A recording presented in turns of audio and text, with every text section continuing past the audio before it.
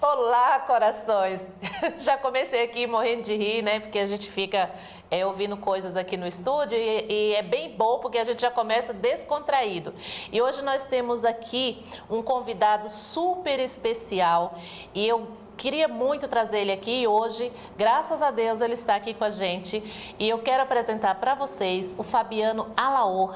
Né? E eu quero que ele conte a história dele desde quando a Alaor surgiu na Terra. Olha que maravilha, porque hoje a mídia e o mundo só conhece o Alaor, aquele que dá prêmios, aquele que dá troféu, aquele que dá certificados uma vez por ano, né, Alaor? 3 vezes no ano. 3 vezes no ano, olha só, é mesmo, nós já vamos para a segunda, não é isso? Não, na realidade já vai para a terceira? Vai para a terceira edição do ano. Do ano. Olha aí, ó, ele me deixou de fora de uma. Tá? Então eu quero que o Fabiano Alaor se apresente, tá? Para quem está nos ouvindo, para os corações que estão nos ouvindo. Por favor, Alaor. Meu nome é Fabiano, primeiramente um prazer, né? Agradeço pelo convite, Vilma, que Deus possa abençoar a sua vida e continuar te dando aí esse dom da comunicação, que é muito importante, até para incentivar outras pessoas que se venham para fazer parte aí, né, dessa área tão boa, tão legal, tão bacana que é a comunicação. É verdade, Alaor, você tem toda a razão. E eu amo o que eu faço, né? Eu acho isso muito legal, que você também, né, ama o que você faz, porque não é fácil, eu sei que não é fácil, mas nós vamos começar a trajetória do Alaor. Vou perguntando para ele, porque provavelmente vai render a nossa entrevista. Quem acompanha o Minutos para o Seu Coração, sabe que nós fazemos entre 1 parte, 2 partes, 3 partes, até terminar a história do nosso entrevistado. Porque isso fica registrado para quando alguém for pesquisar quem é o Fabiano Alaor, vai saber quem é o Fabiano Alaor, né? Então, vamos saber de onde surgiu. Onde nasceu, Fabiano? Bom, eu nasci em São Paulo, no bairro do Cambuci, porém minha família, ela mora na região do Lausanne, a minha tia, o meu tio. Mas eu já fui para várias regiões de São Paulo, já morei em vários bairros de São Paulo. Vários bairros. Isso. Como foi a infância do Alaor? Minha infância foi uma infância bastante conturbada, porque a gente, né, quando tem pessoas na família que tem problema de alcoolismo é muito difícil. Sim. Mas foi uma infância bastante alegre, que desde pequeno, desde 6 aninhos, 7 aninhos, eu já tinha os traços de fazer algo para alguém, né? De ajudar. Na escola, eu lembro que quando eu tinha 6 para 7 anos, lá na creche tinha aquele grupo, os grupos de música, né, das crianças. E eu lembro que eu gostava muito de tocar guitarra de brinquedo. Olha! Aquela música do Rolling Stone, era um garoto como eu. Aí eu ficava tocando com as crianças lá. Então, tipo, já fazia farra. É uma coisa que já nasceu, era uma coisa que já veio dentro de mim.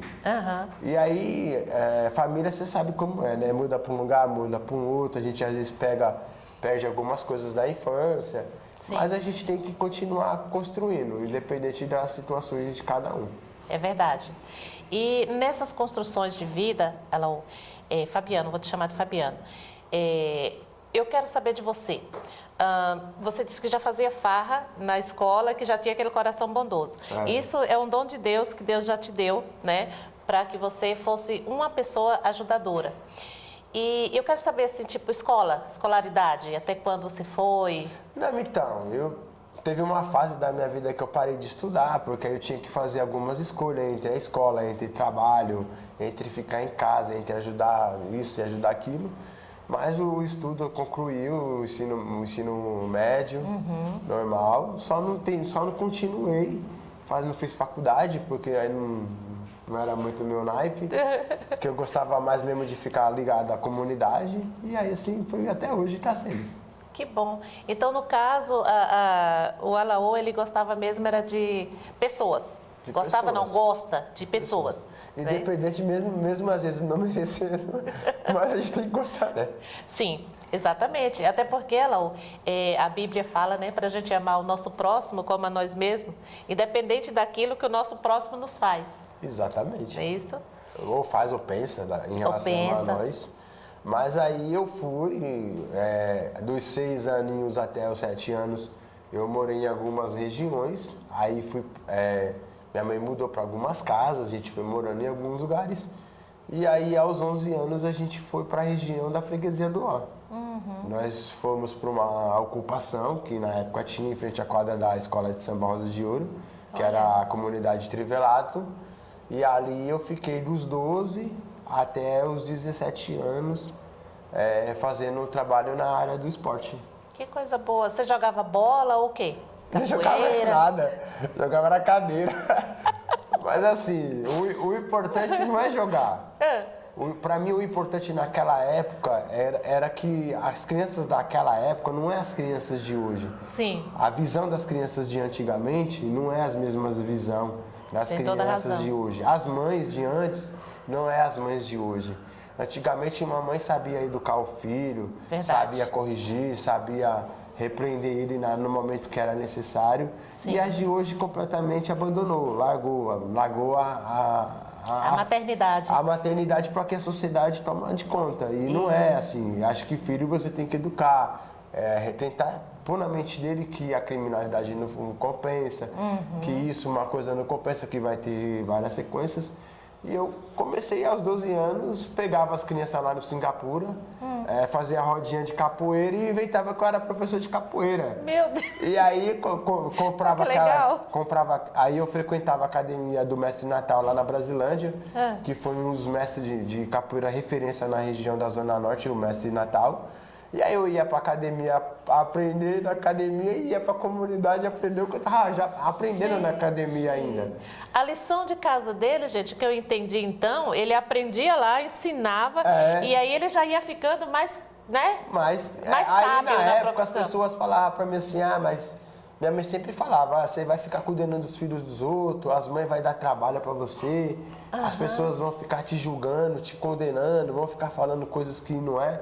Peguei e falei, deixa esse povo falar. Eu desde 12 anos, eu sempre coloquei na minha mente, o povo vai falar se você fizer o bem, se você fizer o mal, ou se você não ajudar e se você ajudar. De qualquer forma, né? Eles vão falar. Então assim, põe na sua mente assim, ou você faz com o seu coração, ou você não faz. Então eu peguei e falei, deixa falar, mãe. Quando eles cansarem de falar, eles não vão falar mais, porque uma hora eles vão cansar de falar. Ela já cresceu, né? Quando aí completei 13 anos. Aí com 14 anos eu conheci o Viviane Ferraz, que era um dos vereadores antigos da Freguesia do Ó. E aí eu levei meu projeto para ele. Nessa época eu morava lá. Aí eu falei, vereador, eu preciso de uma ajuda, porque eu não tenho nem bola, para treinar as crianças. Olha. Como que vocês querem que eu treine as crianças se vocês não me dão nem uma bola, não ajudam nem com uma bola? E aí o vereador pegava e falava assim, Fabiano, mas você sabe, né, que não pode, né? Mas tá bom, como você é um cara de coração bom, a gente vai ajudar. Que coisa boa. E aí ele buscava outras empresas para estar nos ajudando. E aí fui conhecendo o que realmente era a política, como que funcionava a política, como que as pessoas poderiam chegar até um vereador, como que as pessoas poderiam se comunicar com o parlamentar. E aí eu fui aprendendo, apanhei. Nossa, como apanhei das pessoas. Não, eu faço ideia, porque até chegar a esse povo já tem uma dificuldade enorme, né? Porque as pessoas, elas visam muito assim, você tá porque você tá ganhando. Você tá ajudando a pessoa porque você tá ganhando algo de alguém. E mentira, porque eu sempre trabalhei, tenho minha carteira registrada há mais de 10 anos. Olha. Tenho 6 profissões. Que coisa boa. Eu sou bombeiro civil, eu sou monitor aquático, eu sou porteiro, sou fiscal de loja, sou agente operacional. Então, tipo assim, as pessoas, elas julgam você pela capa. Sim. Mas elas não sabem a sua vida, o seu dia a dia. Conteúdo. As dificuldades que você passa, as provações nas quais você tem que passar. Sim. Ninguém sabe nada disso, as pessoas só vêem o lado positivo do Alaú. O Alaú é um cara influente, o Alaú está no mercado da TV, no mercado da comunicação. Mas ninguém pergunta para o Alaú se o Alaú tem um prato de comida para comer, se o Alaú está bem, se a saúde do Alaú está legal. Então, assim, mas só que você tem que continuar lutando. Ou como o Alaô chegou lá, não é verdade? Porque como você está falando, apanha muito para poder viver, né? E as pessoas não querem saber, Alaô. Você falando aí, eu vejo que às vezes a pessoa chega numa estante de livro, numa biblioteca, né? Eu gosto muito de usar isso também, e tá lá vários livros. Então ela vai escolher o livro pela capa. Exatamente. Nem lê o epílogo, né? O que está lá escrito, o que significa o livro. Às vezes olha só a capa e já compra o livro. Né? Eu tenho Ou não compra. Eu tenho uma história aqui para contar para vocês que estão em casa. As pessoas falam assim, mas por que hoje o Alaú sumiu das comunidades? Por que hoje o Alaú não faz mais projeto dentro de comunidade? Aí eu falo para as pessoas, porque o Alaú, quando ele fazia projeto dentro da comunidade, ele não era valorizado pela Exato. comunidade. O Alaú ele era sempre crucificado, principalmente pelo poder público, porque o Alaú tinha que ficar batendo de frente com o sistema, porque o sistema, por exemplo, ele não dava uma vaga numa escola para uma criança que estava de LA. Muitas vezes o moleque ele vai... Explica pra gente, ela, o que é LA. Que Então, é meninos menores, né, Sim. que por consequência do destino venha a ter cometido algum crime. E aí ele foi para a Fundação Casa. Aí o juiz determina que ele tem que cumprir a medida socioeducativa, mas e que consequência disso ele tem que ir para a escola. Certo, Porque isso está na lei. Toda criança tem direito à escola, tem direito à Com educação, certeza. da saúde, da moradia. E isso o poder público nunca enxergou. Eles veem a comunidade como manobra política, máquina política, eleitoreira. Ele vai na comunidade de 4 em 4 anos, pega o voto da comunidade, pega alguns líderes comunitários que são corrompidos, dá um dinheiro, um cargo no gabinete, e aí aquelas pessoas ficam prometendo as coisas na comunidade e não cumpre. E aí a molecada vai ficando abandonado. Só que também a gente que luta pelo certo, que é uma pena, porque eu vejo tantos conselheiros tutelares que nem sabem para que serve o conselho tutelar. Exatamente. Qual que é a finalidade do conselho tutelar, qual que é as diretrizes que o conselho tutelar tem que prosseguir em cada situação. E aí, às vezes, eu pergunto para as pessoas, por que você é conselheiro tutelar se você não entende da lei, se você não entende do ECA? Muitas vezes você não sabe nem o que é o ECA, você não sabe nem qual que é as siglas do ECA. E você hoje ocupa um cargo no Conselho Tutelar, por quê? Porque um vereador deu uma ajuda de custo para ele disputar a eleição, ele fez lá um churrasquinho com a comunidade, que a comunidade... Enganou todo mundo ali. Não exatamente, porque a comunidade também se vende, se corrompe. O pior que é. Então, tipo assim, tem muitas pessoas que têm coração bom que poderia estar fazendo muito pela comunidade e que está de braços amarrados, porque... O político vai lá... Não tem abertura, né? Não tem chance. Tem abertura. E quando tem, alguém vai lá e tenta boicotar aquela pessoa. Então, tipo, eu conheço histórias maravilhosas de pessoas que têm trabalhos sociais maravilhosos. Sim. E que precisa ter oportunidade que não tem. Entendi.